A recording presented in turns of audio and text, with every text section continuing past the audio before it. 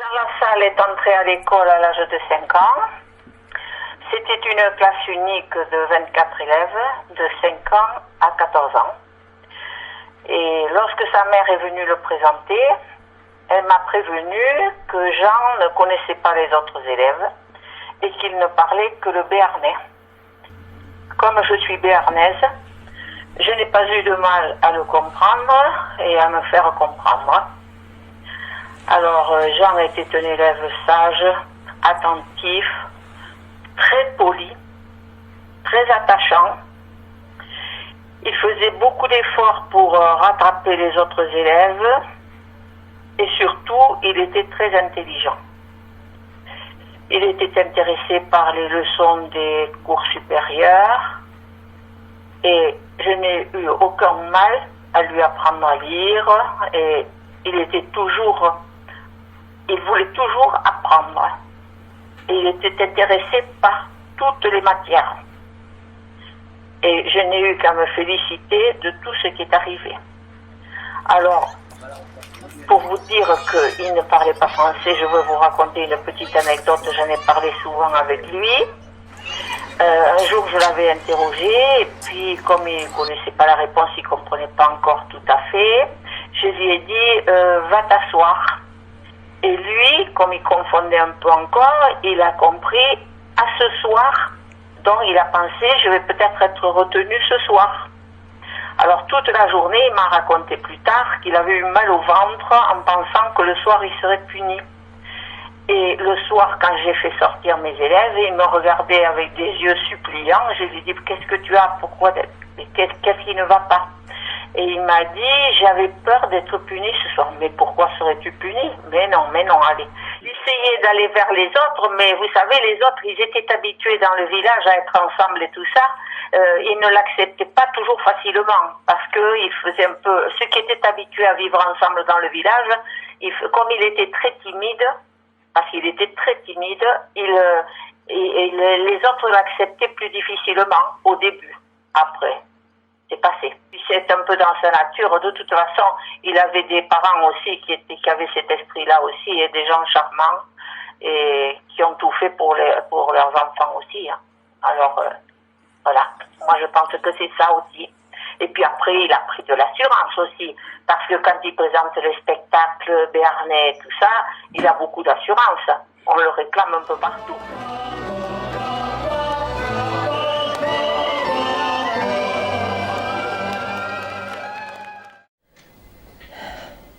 Mais on vivait, on n'est jamais mort de faim. Mais on n'a jamais eu non plus une abondance capitale. Je parle du physique, de manger, de tout ça. Il est né ici. J'avais 18 ans et lui, il pesait 4,6 kg. Et il est né à la ferme? Oui, il est né à la ferme. Avec le travail. Voilà. Et depuis tout petit, il était... Oh, les autres aussi. Ils ont été habitués à traire de bonheur. Les Polonais étaient plus grands qu'eux et tout. Étaient... Ah ben oui. Leur père n'était pas très en bonne santé. Il y avait l'oncle qui vivait avec nous, mais il était maire. Il était souvent en réunion et d'un côté et de l'autre. Et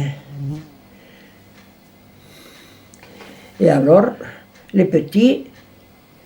Et puis ils ont été très vaillants, ils voulaient vraiment nous aider beaucoup. Ils ont mis tout leur effort depuis enfant. Julien, il a su à 7-8 ans qu'il serait berger. Il a su depuis tout petit. Il aimait les bêtes, il aimait... Alors d'abord c'était Jean qui devait être le berger. Il l'a fait plusieurs années. Mais après, leur père a vu que Julien avait des qualités différentes. Il connaissait les bêtes mieux, il savait les apprivoiser différemment, et il a dit il faudrait mieux que Julien reste à la ferme, il y avait le troupeau. Il est plus apte. Et Jean, il a pris la direction de la ferme. Des prés, des haies, de tout, de mettre du fumier, c'est lui qui s'est occupé et qui s'occupe encore. Il a un amour de la terre,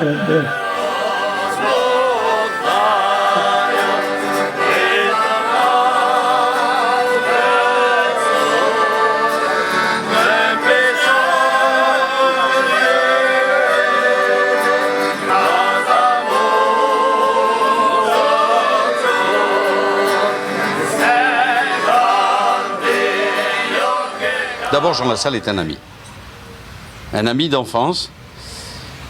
On est issus de milieux très différents, mais de gros milieux de bosseurs, quoi. Lui, fils de paysan, fils de berger. Famille de berger de très longue date. Moi, fils d'hôtelier, restaurateur, commerçant, mais de petits villages, etc. Des métiers où il faut donner jour et nuit. Voilà. Peut-être que c'est aussi ça qui nous a un peu réunis à un moment ou à un autre. Et on s'est rencontrés la première fois, ça devait être en 1974, quand lui, un peu plus tôt que moi, est arrivé au lycée agricole de Pont-Montardon. Et moi, j'y suis arrivé. Et là, j'ai découvert... il était déjà grand, enfin pour moi, vis-à-vis de moi, hein. Bien sûr, il était déjà grand. Et c'était un gars qui, comment dire, au départ, était plutôt... un peu absent. Il était plus le regard porté vers l'extérieur du bâtiment du lycée agricole que de l'intérieur. Voilà. C'est un homme qu'on sentait, c'est un jeune qu'on sentait qui avait besoin d'extérieur. Il était un peu enfermé dans ce lycée agricole. Et puis, petit à petit, avec tous ses copains, etc., il y avait quelques-uns qui étaient animateurs, qui étaient... Et puis on était obligé de rester au lycée. À l'époque, on n'avait pas de demi-pensionnaires, etc. Tout le monde restait à l'intérieur. Et du coup, la vie sociale, ça, voilà, les affinités se créant, etc. Jean Lassalle s'est ouvert, comme une fleur qui éclot un petit peu dans ce lycée agricole. Et il a... voilà, je dirais presque qu'il s'est sociabilisé un petit peu plus. Parce qu'il était... Il y a des gens qui disent qu'il était tellement secret, limite autiste. C'était pas de l'autisme, c'était de l'intérieur, quoi. Voilà, c'était un homme très intérieur, très profond. Voilà, donc je pense que pour lui, ça a été une rupture dans sa vie que d'aller au lycée agricole. Quitter le troupeau, quitter ces montagnes, quitter le milieu naturel, quitter cette vie en pleine nature et se retrouver dans un lycée agricole, là, ça a été un choc. Voilà comment moi je l'ai vécu. Mais alors après, ça a été assez fulgurant parce que en quelques mois et quelques années, il est devenu un leader. À la fin, on lui avait dit, mais de toute façon, toi, tu feras soit du syndicalisme, puisqu'on était dans un lycée agricole, alors forcément, ça s'adaptait, soit tu seras politique. Je ne croyais pas si bien dire. C'était devenu un animateur, quoi. Voilà. Mais il avait une grosse réserve quand même, malgré tout. Une des réserves, c'est quelques années plus tard qu'on l'a compris. C'est qu'en fait, dans ces années-là, lui, quand il rentrait chez lui, eh ben, la route n'arrivait pas à la maison. Et peut-être que c'était le seul du lycée agricole qui était dans cette situation-là, de finir le chemin à pied pour arriver chez lui. Je pense qu'à l'époque, c'était une souffrance de sa part, et c'est peut-être pour ça qu'il ne nous a jamais invités à la ferme, alors que ce sont des gens qui ont le cœur sur la main et qui adorent accueillir chez eux, quoi.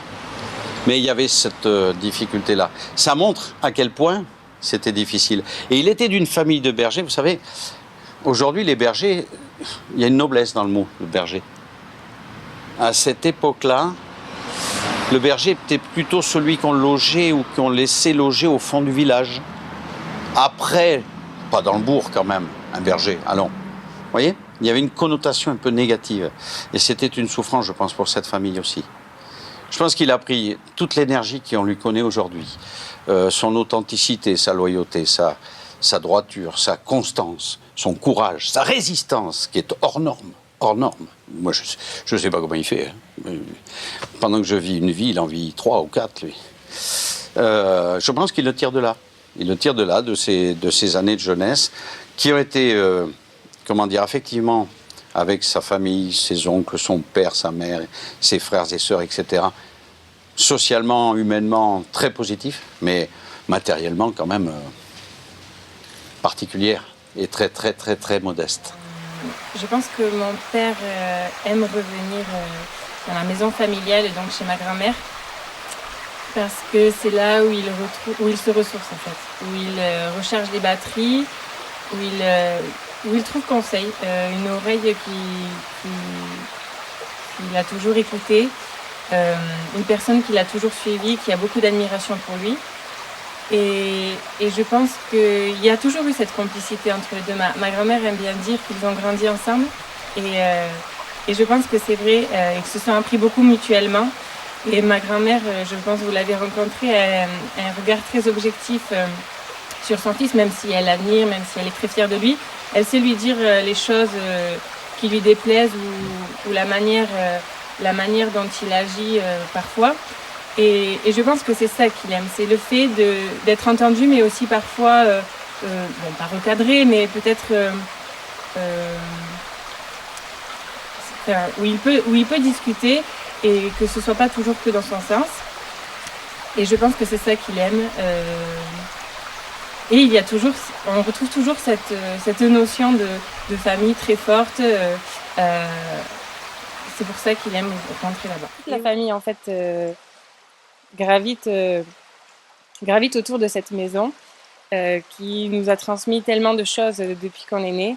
Et puis c'est d'ailleurs pour ça, l'été, mon père ne prend jamais de vacances quand il y a plus les sessions parlementaires.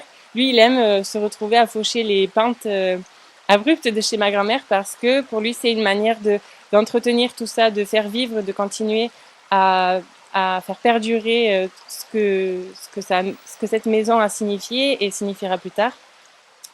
Donc voilà, c'est pour lui, je pense, un refuge, vraiment quelque chose qui lui permet de se ressourcer. Il a toujours eu en lui cette volonté de rapprocher les gens. Il dit toujours, je n'ai aucun ennemi. J'ai des adversaires, mais aucun ennemi. Il le dit même, c'est son oncle qui lui avait dit. Faut que tu sois dans la vie, dans ce que tu vas rencontrer, tu vas avoir plein d'adversités. Il faut toujours que tu aies des adversaires, mais jamais d'ennemis. L'ennemi, c'est celui qui te fera le plus mal et ça sert à rien et c'est définitif. Voilà. Donc Jean Lassalle est comme ça. Donc même le parc national qui était pas du tout dans la philosophie de sa pensée, de ce qu'il convenait de faire, etc., il a essayé de le prendre pour le réconcilier avec les populations locales. Il y a passé 10 ans. Ils l'ont fait passer 3 fois en élection, alors que les présidents précédents et qui ont succédé, en 10 ans, ils n'ont jamais eu la moindre élection. Une fois, ça suffit. Mais lui était tellement atypique qu'ils ont essayé de l'évacuer plus souvent. Non, il a tenu. Et je veux dire que vous qui nous suivez maintenant depuis si longtemps, vous nous avez apporté une force que nous ne pensions plus avoir. C'est celle de l'espoir. Voyez, il y a 30 ans, dans ce village, se sont installés 25 bergers et jeunes éleveurs. Et nous apprêtons à en installer 2 qui sont 2 jeunes femmes. Que s'est-il passé entre-temps? Alors que la plupart des bergers transhumants et d'hommes de la plaine et de la terre ont disparu, c'est que le capitalisme féroce qui s'est installé depuis 30 ans, comme s'installa naguère un communisme qui broyait l'homme, qui a poussé l'homme à détester l'homme, a fait son effet. Il a tout ravagé sur son passage. Et c'est de votre force. Parce que rien n'interdira la plume. Rien n'interdira le verbe de renouer avec ce que nous devons rester. Mais le poids est tellement fort aujourd'hui que sans vous, même Béarnais, Basques, Bigourdans, Ariégeois et Catalans et tant d'autres.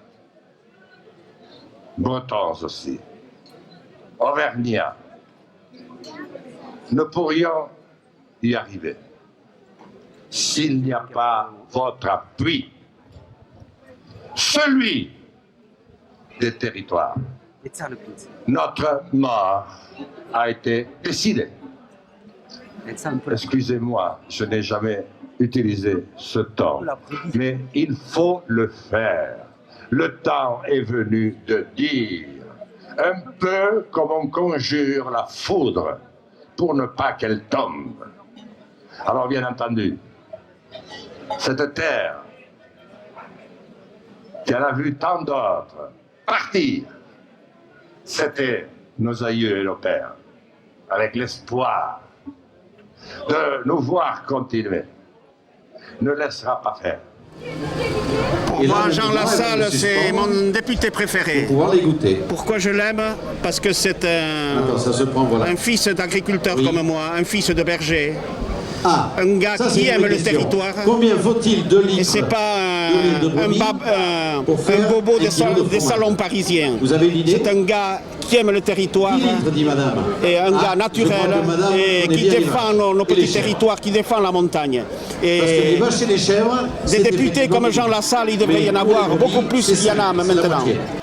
Ce qu'il a fait là, il y a quelques années, au péril de sa santé, faire une grève de la faim pour que Toyal reste sur place, reste ici en Vallée d'Aspe, déjà qu'il n'y a pas beaucoup d'emplois, et que fasse cette démarche-là, moi je trouve un chapeau, je lui tire un coup de chapeau. On vient de dire que Jean Lassalle était quelqu'un de très engagé, qui va au bout des choses, donc forcément cette action-là, il allait la mener jusqu'au bout. Une grève de la faim, c'est pas rien. Donc avec de l'inquiétude. Elle a duré quand même 39 jours. Et oui, il y a des gens de la circonscription qui ont été sur Paris le voir à l'Assemblée. On a eu énormément de témoignages de soutien. C'était très difficile à vivre. Bon, d'abord à l'annonce, parce que on se doute bien une grève de la faim, tout ce que ça implique derrière, quoi. C'est pas avec de la crainte et en se demandant, voilà, si les résultats allaient être au bout, parce que il a quand même fallu qu'il tienne 39 jours, c'est un député, donc c'est un représentant du peuple. Ça prouve à quel point il est difficile pour des citoyens de se faire entendre quand on voit qu'un député est amené à intenter une action de cette ampleur pour maintenir une entreprise sur son territoire et de l'emploi. Le premier matin, pendant que le lait chauffe là-bas, il faut qu'il monte à une certaine température. On a le temps de casser la croûte. On le surveille, mais on a tellement maintenant l'habitude. Et puis j'ai dit à Julien, mais tu ne manges pas? Si. Mais non, tu manges? Non. Mais qu'est-ce que tu as?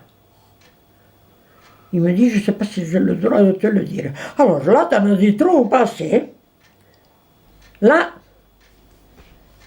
Jean il va commencer une grève de la faim dans la salle des tapis rouges là-bas, à l'Assemblée nationale. Alors là, le casse-croûte, il a été fini. Pour lui et pour moi. Lui, il a pris le tracteur, il est parti en bas. Et moi avec le lait. J'ai pleuré pendant 2 jours. J'ai dit maintenant, ils l'ont à sa merci, parce qu'il avait eu de menaces, il avait eu de tout. Ils vont le faire mourir.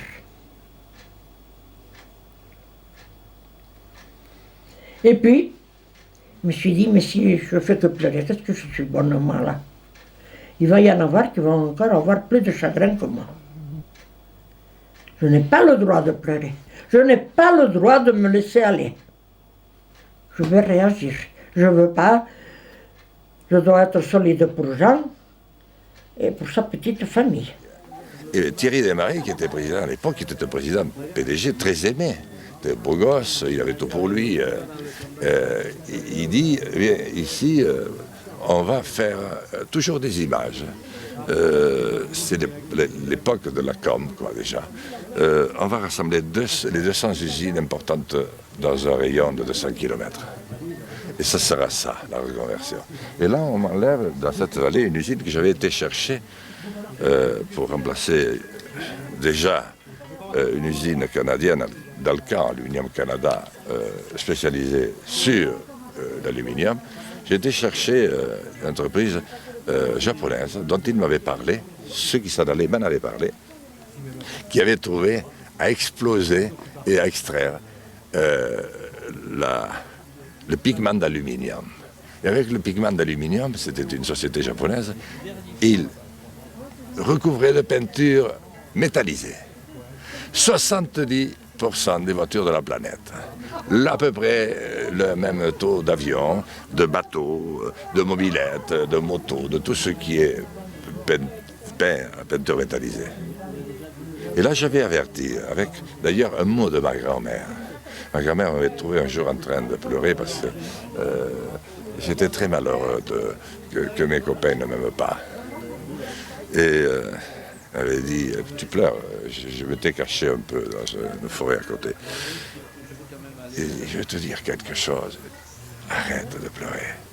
Et dis à celui qui te fait pleurer, ou à ceux qui te font pleurer, que le jour où tes larmes se tariront enfin, les siennes ou les leurs commenceront à couler, et ce seront des larmes de sang. Donc c'est ce que j'ai dit à Thierry Desmarais. J'ai dit ça si vous le touchez. Mais il a fallu du temps, ça s'est passé sur 10 ans, c'était une longue discussion, épreuve, etc. Et là, je n'ai pas vu d'autre solution, tellement le problème était grave ici, tout le monde avait pris parti pour, au fond, amener cette usine, on avait qualifié d'explosive, de très grave, de très dangereuse, etc. Mais c'est l'époque où la France perdait 500 000 entreprises. On s'en est jamais relevé. Y a-t-il un autre député qui se soit levé à ce moment-là? Y en avait-il un autre qui se leva au moment où on mettait un terme au service public à la française? Je n'ai pas connu beaucoup de compagnons. Je l'ai proposé à beaucoup. Je ne leur en veux pas. C'était impossible. Donc à ce moment-là, j'ai vu qu'il n'y avait pas d'autre alternative que de me poser la question qui peut apparaître quand même assez profonde de savoir s'il ne fallait pas payer ça de sa vie, comme l'avaient fait tant de fois avant moi mes aïeux. Et après 1 an et demi, 18 mois, horrible, je me couchais plein de vexation le soir et je me disais, je vais le faire. Et la nuit, ces cauchemars, toujours les mêmes, dans lesquels je voyais mes fils pleurer à l'école parce qu'ils étaient un peu martyrisés comme moi, en disant ton père est un charlot, tu vois, il se fait de la pub.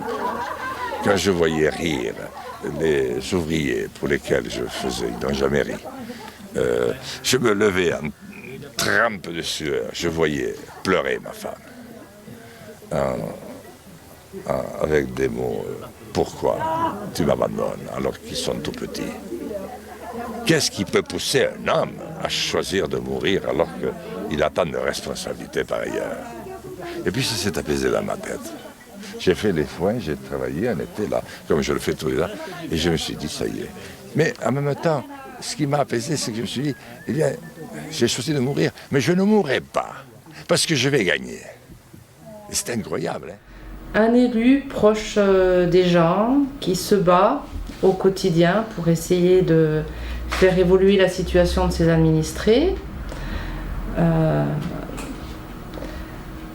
maintenir la vie dans les villages ruraux de sa circonscription. Voilà, un homme qui se bat et qui est à l'écoute de ses administrés. Avec de très grandes convictions, oui. C'est quelqu'un de très abordable, qui va facilement vers les gens, hein, qui est à leur écoute, quelqu'un de très humain. Ça fait 21 ans maintenant que je travaille avec lui et c'est justement ce côté-là que j'apprécie beaucoup chez lui, hein, son sens de l'écoute, sa disponibilité aussi. Voilà. Jean Lassalle est un homme droit. Quand il a un objectif, c'est cet objectif qui le guide et c'est un objectif de vie. Mon oncle, qui étaient tous les deux sur la ferme, mon oncle était resté célibataire, il disait toujours ne change pas. Ne change jamais, fondamentalement. Il faut s'adapter, certes, mais pas changer. Donc, effectivement, les coups pleuvent lorsque tu t'engages. C'est normal. Et c'est la vie. Et il faut l'accepter dès le départ.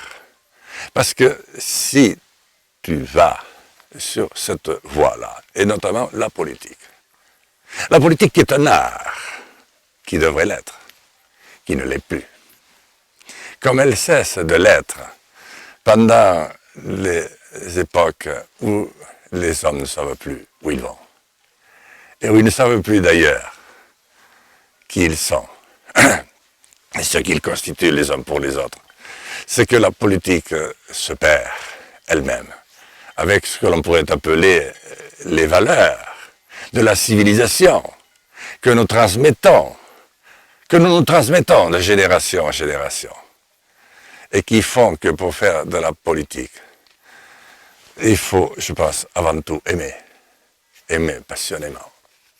Il faut ensuite avoir la capacité de voir, même si on est aveugle. Il faut toucher, parce que et il faut surtout ressentir, percevoir. Et je crois que la politique est un art. C'est aussi une science. Mais on dit que toutes les sciences sont inexactes et la politique est la moins exacte de toutes. Donc je pense que c'est un état d'esprit dans lequel il faut s'engager. Et à mon avis, je pense qu'on l'a ou on ne l'a pas. Et c'est un véritable virus. Et il faut en accepter toutes les règles du jeu. Parce qu'à partir du moment où vous commencez à tricher, parce qu'effectivement, vous êtes trop atteint, ou vous êtes trop porté au pinacle, par tel ou tel moment de votre vie, par telle ou telle conséquence des décisions que vous prenez, après les avoir mûries parmi les vôtres, eh bien, il ne faut pas faire ça. Parce qu'à ce moment-là, à tout moment, il y a la sortie de route. J'ai eu la chance d'être élu très jeune dans cette formidable commune, dans ce merveilleux village. Regardez ces paysages, regardez ce qu'ils ont fait. Lorsque j'avais 21 ans et que j'étais jeune, ils ont décidé de me choisir. Ça fait si longtemps déjà. Et à cette époque-là, j'ai été élu dans une municipalité qui était composée pour moitié d'anciens, qui n'étaient pas très vieux d'ailleurs, et pour moitié de très jeunes. Et nous avons installé à l'époque 28 exploitations d'un col, du col de Lille au col d'Icher, 28. C'était énorme. C'est pour ça que ce pays, c'est un peu un Wimbledon en pente. Et vert. Et aujourd'hui, il y a 2 jeunes filles, 2 jeunes femmes pour prendre la relève de ces 28. Il y en aura certainement d'autres qui viendront, parce que il y a quelques enfants en devenir. Mais aujourd'hui, la seule certitude, 2 jeunes filles, au destin a priori bien fragile. Elles ont raison. Dans 10 ans, les faits leur donneront raison. C'est pour dire toute l'évolution que nous avons connue. Et rien que cette évolution a été, sans que je m'en rende compte, mais en m'en rendant compte aussi parfois, une immense souffrance. Mon père souffrait de ce mal-là. C'était d'ailleurs le seul, bien qu'il n'ait pas été épargné par la vie, dont il souffrait vraiment. Il en arrivait, il disait parfois, lorsqu'il était un peu dans les basses, quoi, hein, on finira par ne plus entretenir les cimetières. Pour lui, c'était inimaginable. Bon, aujourd'hui, c'est devenu plus relatif.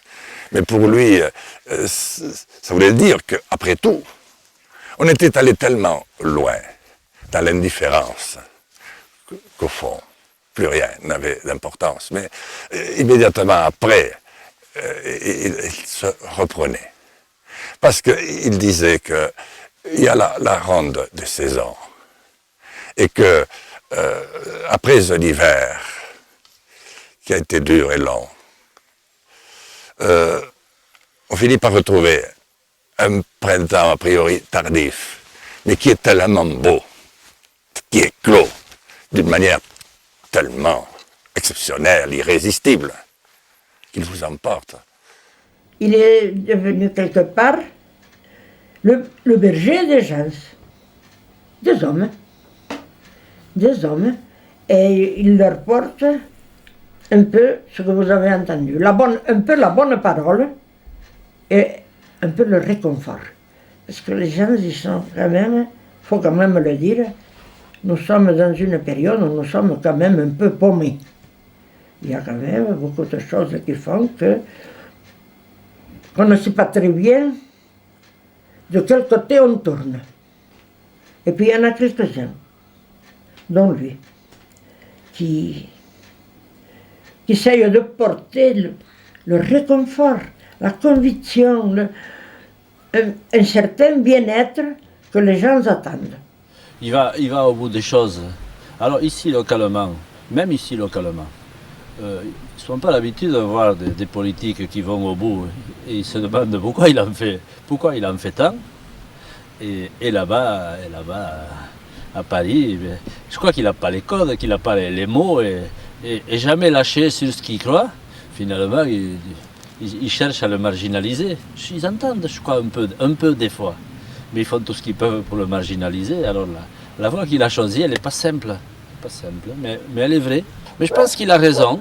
Je pense qu'il sent les choses et qu'il les fait comme il les sent maintenant. Je pense qu'il a raison.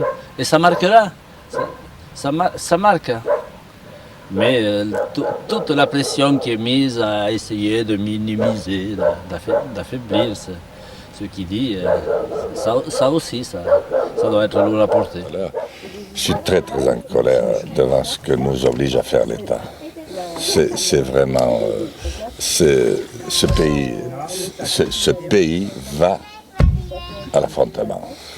Il n'y a que de l'affrontement et que nous, qui avons toute notre vie, nous avons passé toute notre vie à rassembler les gens, demain on est obligé de les diviser. Putain, j'ai la rage, ça va me passer, mais sur le coup, je l'ai. Parce qu'on est quand même à l'origine, avec tous les copains de la forêt d'Etsotte, et du sens que nous lui avons donné pour le fromage. Et demain, on est obligé de foutre le camp à Escope, tout ça parce que M. Hulot est devenu milliardaire avec l'argent, l'impôt révolutionnaire qu'il a fait payer au plus grand pollueur de la planète, et parce qu'on vit sur des images et de la com. Et que le gouvernement a besoin de com, parce que les citoyens entassés dans les villes ne sont plus, malheureusement, mais on croit, mais ils se trompent. Ils leur sont restés sensibles, mais ils sont dans la sensiblerie. Donc l'ours a pris le pas sur l'homme.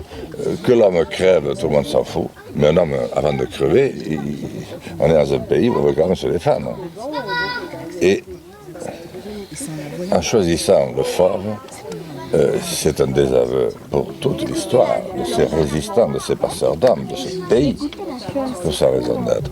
Et puis, j'ai vraiment les boules quand je pense qu'ils ne laissent plus aucune place au pays des droits de l'homme, au pays où le peuple s'est le premier déclaré souverain. Ils ne laissent aucun espace à la discussion. Des ours. Et les hommes, foutez le camp. Vous êtes venus vraiment de trop. Et on n'a pas le choix. Parce que vis-à-vis de tous ceux qui ont suivi ce message, qui sont restés fidèles à ce territoire, qui l'ont aimé au point d'avoir choisi d'y vivre, on ne peut pas faire semblant un jour que ce n'est pas important. On ne peut pas se... je sais pas ce que tu en penses, mais moi j'ai la rage et que ce soit cautionné par le président de la République lui-même, c'est encore plus dégueulasse. Le problème aujourd'hui, tellement nous sommes engagés dans un processus mortifère, nous sommes tellement surveillés. À partir du moment où on prend un trousseau de clés, tu ouvres automatiquement ta voiture et ton portable dessus, on te géolocalise partout. Je me demande même si la résistance pourrait prendre pied aujourd'hui.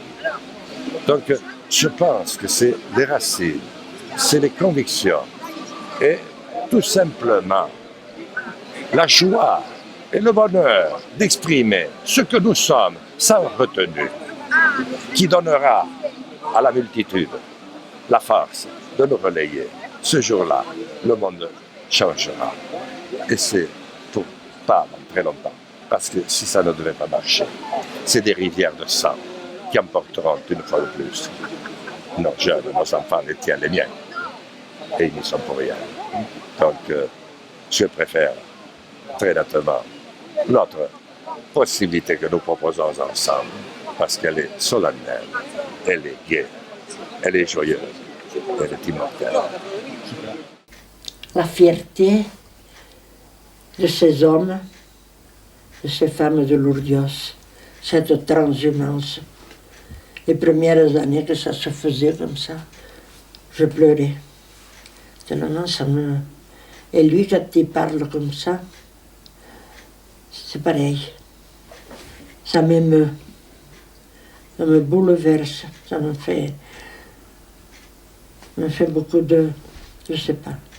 Ça m'émeut beaucoup. Et je me dis qu'ils n'ont rien perdu de la tradition ancestrale.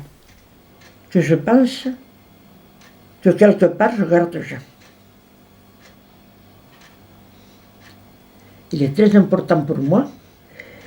Il est plus que mère et fils. On est deux amis. Deux amis.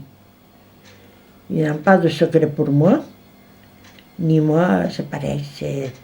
On arrive à pouvoir parler de choses très importantes, très profondes, qui nous relient beaucoup. Alors il me raconte des fois des petites choses qui font que... Je lui dis, tu dois me le dire. Tu dois me dire ce que tu as sur le cœur.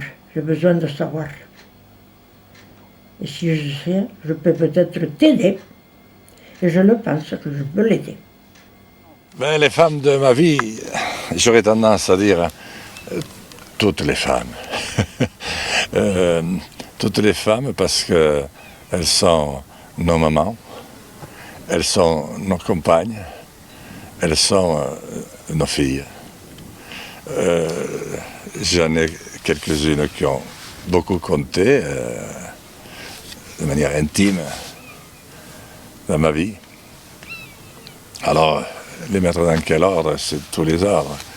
Il y a quand même celle qui a choisi de vivre avec moi. Pascal, qui est venue de Paris, pour s'installer à Lourdes-du-Cher, il faut y croire. Et pour qu'on plante ensemble ces 4 enfants, merveilleux.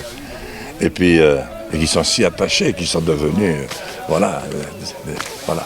Et on doit être bien. Il y a maman, cette femme extraordinaire, qui était tellement pressée de me faire qu'elle m'a fait à même pas 17 ans. Maman dit que nous avons grandi ensemble. C'est étonnant quand même une mère qui te dit ça. Et ma mère a toujours su entretenir auprès d'un homme qu'elle aimait passionnément, mon père, par bonheur, le rêve et aussi le respect qui était dû à cet homme dont tant d'autres se moquaient. Et comme il se moquait de mes oncles. Et grâce,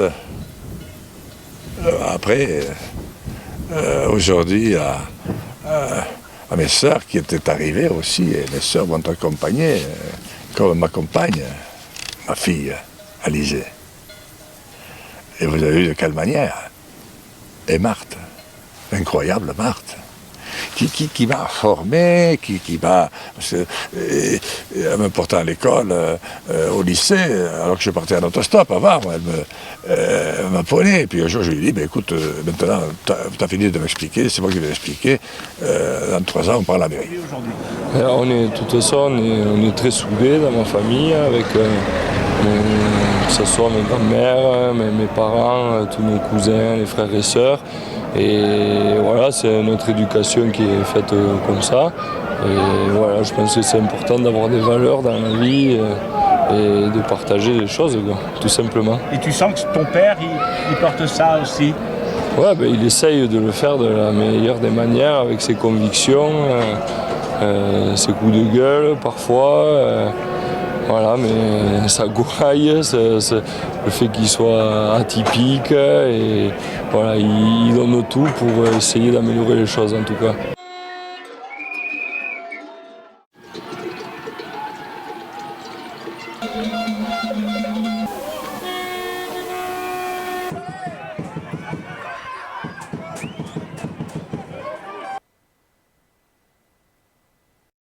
Donc tous mes meilleurs amis, je les ai connus là, et tout le monde là, c'est le peuple de chez moi, de la vallée d'Aspe. Et comment je m'emploie, c'est tous les ans, ce club, c'est difficile à repartir. On est une vingtaine à chaque fois, on serre les dents, il y a du monde qui nous rejoint et tout. Et puis maintenant, c'est une grande fierté d'en arriver là. On ne savait pas si on devait repartir en début de saison. Et quand on voit tout ce monde, on comprend que c'est l'un des derniers vecteurs sociaux dans la vallée, et il ne faut surtout pas le perdre. Le rugby des vallées, c'est très important. Et ce chant, on l'a fait, on ne peut pas s'empêcher de le chanter, c'est l'amour du pays et l'amour qui est entre nous. Oui, parce qu'après, nous, quand on grandit en cadet, en junior, on part à Oloron comme ça. Et puis nous, l'année, avec tous les copains, on était revenus jouer à Bedouze, parce que c'est là où on s'était tous rencontrés. On ne voulait surtout pas perdre cette identité et ce club, quoi. Mais on a tous été élevés dans ce sport à peu près, même si on a fait chacun d'autres sports. Mes frères, ils ont fait du vélo. Bon, ma soeur, elle n'a pas fait de rugby, mais voilà. Mais moi, j'ai fait un peu de foot. Mais bon, on est toujours revenu à notre premier amour qui est le rugby. On a toujours fait ça, même les week-ends où on jouait pas, on allait faire des entraînements tous les 3, on allait s'entraîner à buter, etc. Donc ça a toujours été un élément moteur de la famille, même papa qui est un grand passionné. On a toujours été dans ça en fait, on a baigné dans le rugby depuis tout petit. Donc là cette année c'est une grande fierté quand même si moi je suis un peu en retrait parce que j'ai pas joué, mais de voir mes 2 frères champions de France, c'est quelque chose de très touchant et ils le méritent vraiment parce qu'ils n'ont jamais abandonné, ils ont toujours été au bout des choses et c'est vraiment une victoire pour toute la famille. Mais c'est vrai que c'est toujours, même papa dans la politique, il a toujours été le petit paysan qui arrive de la campagne et qui va dans la ville où il n'y a pas les mêmes coutumes, etc. et qui se bat pour faire passer ses idées. Et là, avec le rugby et Bedouze, ça a été un peu pareil. Par exemple, et même Castres, c'était, même si c'est quand même un club pro, etc., c'était quand même le petit, tout le monde l'a dit, qui affrontait le gros morceau Montpellier, grâce aux valeurs de l'entraide, de collective, etc., qui animaient tout le club. Et là, Bedouze, c'était pareil. Ils ont réussi à soulever les montagnes et à s'imposer. C'est l'origine de Berger, le fait de l'avoir été aussi moi-même pendant une époque. Et j'ai eu la conviction très très forte qu'il fallait que je vive à Lourdes-Ichère, nulle part ailleurs. Je ne serais mieux placé pour vivre une vie d'aventure comme je la pressentais déjà, sans savoir quelle forme elle aurait. Mais je voulais déjà être maire à 7 ou 8 ans, je voulais être député, je voulais être président, mais pas pour, je crois, l'orgueil, pour prolonger les rêves de ces hommes et de ces femmes qui n'avaient pas pu les mener à bout. Vous comprenez? Et au fond, je crois à la conscience des peuples. Et la conscience des peuples, elle a des capteurs. Et ce que je fais ici, ce que vous faites ici aujourd'hui avec votre caméra et vos micros et votre patience en me subissant, ça en fait partie. Nous sommes des capteurs de la conscience des peuples. Et j'ai toujours été émerveillé par le savoir de mon frère, qui bien des fois m'a donné la solution à des questions que je n'osais même pas formuler, alors qu'il ne connaissait rien du problème. J'ai été impressionné par des réflexions au conseil municipal. Et je me disais, mais on dirait que ces hommes ont fait le tour, ou ces femmes ont fait le tour de la Terre plusieurs fois. Comment ça se fait? Eh bien, c'est la conscience des peuples. Si tu captes, si tu as des capteurs, je pense qu'il y a une conscience qui relie. Le problème, c'est que cette conscience, aujourd'hui, on la taille partout. On coupe tout. Donc tu ne peux pas l'avoir. Et je savais qu'à partir de Lourdes-Icher, où je pourrais fabriquer à tout moment la pirogue, j'aurais la capacité de faire le tour du monde, et je l'ai fait plusieurs fois, même si ça n'a pas été dans l'ordre. Aussi, en tout cas, pas aussi d'une manière aussi systématique que le Tour de France, où je suis parti pour monter de Paris à Dunkerque et ensuite la boucle. Voilà. Mais je l'ai fait plusieurs fois. Donc il y a cette capacité, à condition, je pense, de ne pas renoncer à sa liberté, à son libre arbitre.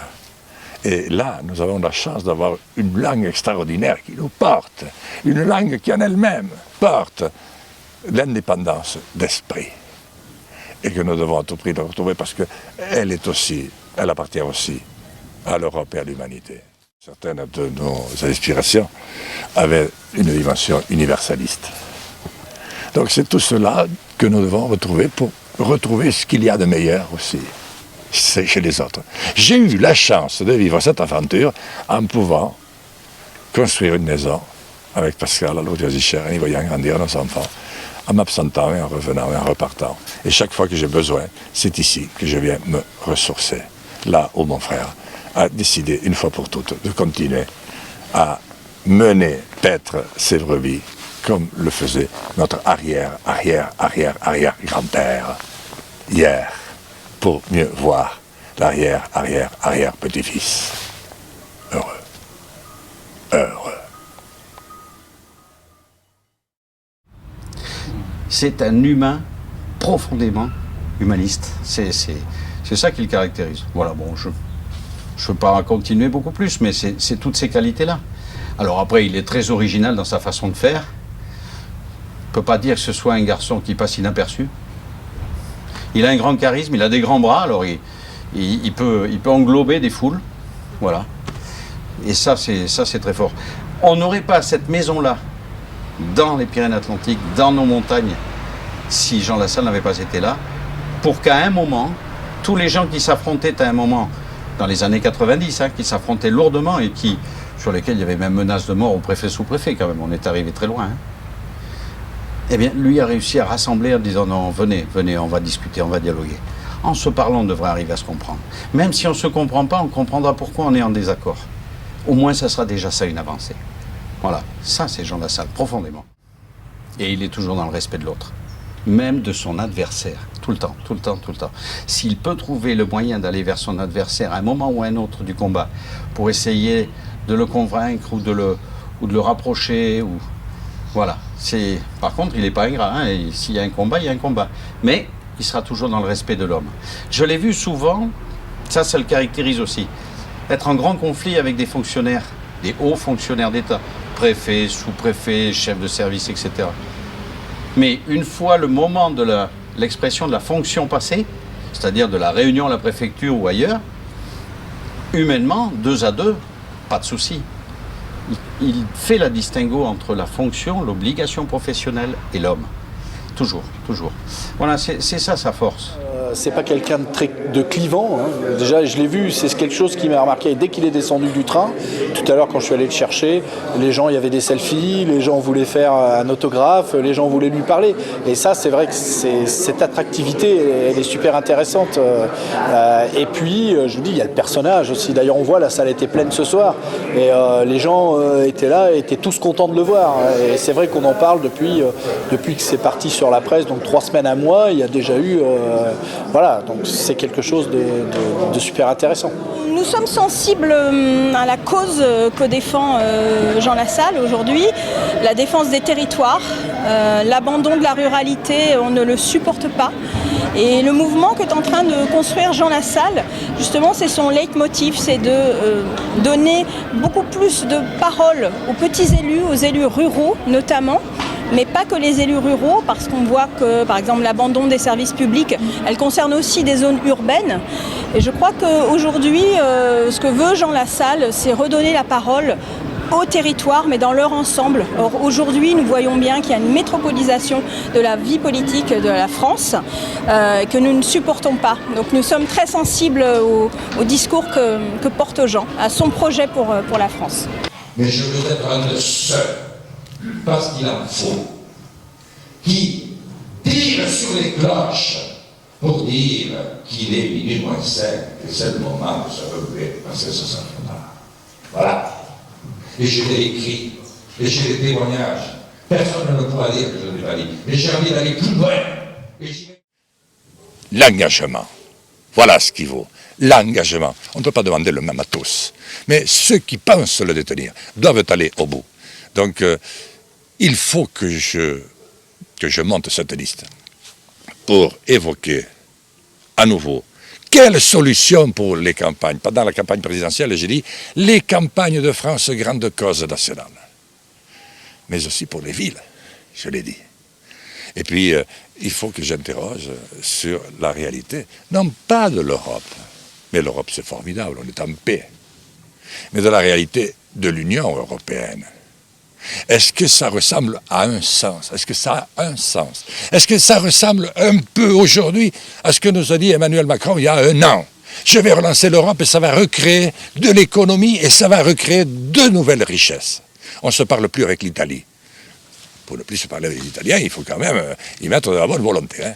Bon, je ne parle même pas des Polonais ni des autres, hein, des Hongrois.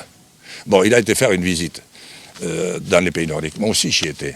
Mais je connais déjà le résultat. Au Danemark, ils feront comme la dernière fois et comme nous. Ils vont s'abstenir à 60% et ils voteront à 50%, ce qu'on appelle le vote extrémiste, le vote sale. Mais moi, je veux rouvrir le débat. Parce qu'il me semble qu'on a besoin de France. On a besoin de France en France. Et on a besoin de France en Europe. Et on a besoin de France dans le monde, parce que la France est une idée. C'est une certaine idée. Je reprends le général de Gaulle. C'est une grandeur.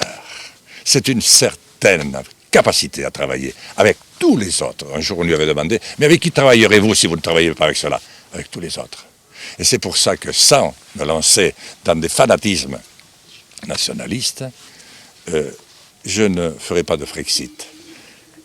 Je ne vais pas proposer, mais je veux utiliser avec l'ensemble des pays tout ce qui est bon dans l'Europe, mais tout ce qui est mauvais, on n'en a pas besoin. Les tours de verre, elles sont de trop. Et c'est à nouveau une forme de citoyenneté.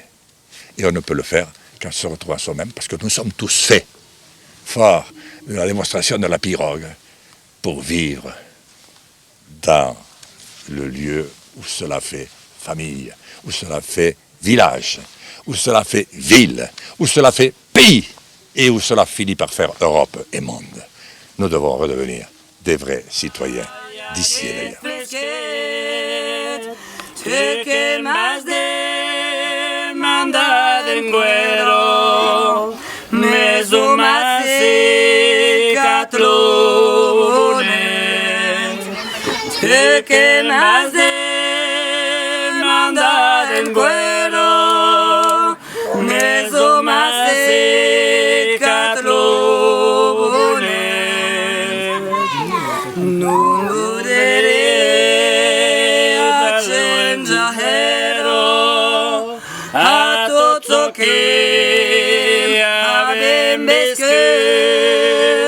Dio che noi